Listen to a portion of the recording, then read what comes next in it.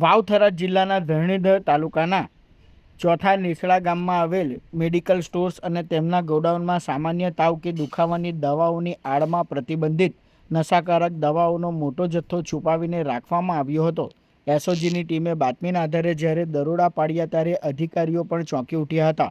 ગોડાઉનમાંથી કરોડો રૂપિયાની પ્રતિબંધિત દવાઓ મળી આવી છે, જેને પોલીસ દ્વારા તાત્કાલિક ધોરણે જપ્ત કરી લેવામાં આવી છે।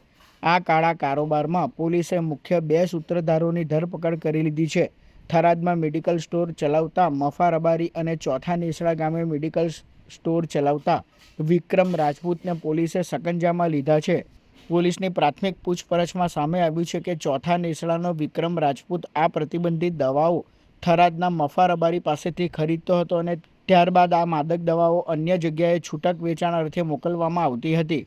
હાલમાં એસઓજીએ આ મામલે થરાદ અને માવસરી પોલીસ મથકે બંને આરોપીઓ વિરુદ્ધ એનડીપીએસ એક્ટ હેઠળ ગુનો નોંધીને આગળની તપાસ હાથ ધરી છે।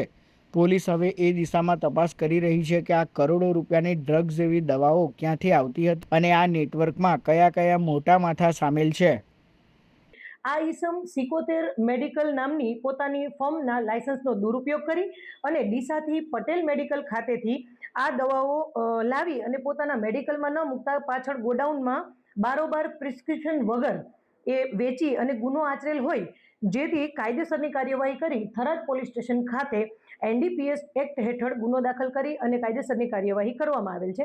બાદમાં આ જ કામના આ આરોપીને એસઓજી ઓફિસ લાવી અને પૂછપરછ કરતા તેમને અન્ય એક કબૂલાત આપેલી હોય કે જેમાં વિક્રમભાઈ નાગજીભાઈ રાજપૂત ચોથા નેસડા તાલુકો ધરણીધર એ વાળાને કેટલોક જથ્થો એમને આપેલો હોય એવી કબૂલાત કરેલ, જેના આધારે અન્ય એક રેડનું આયોજન કરી અને તપાસ કરતા ત્યાંથી કુલ 660 નંગ ટ્રામાડોલ દવાઓ કે જેની કુલ કિંમત 2,64,000 અને અન્ય મુદ્દામાલ સાથે 2,74,000 પકડી અને તેમની વિરુદ્ધ માવસરી પોલીસ સ્ટેશન ખાતે એનડીપીએસ એક્ટ હેઠળ ગુનો નોંધી અને ત્યાં પણ કાયદેસરની કાર્યવાહી કરી અને બંને શખ્સોને અટક કરેલ છે।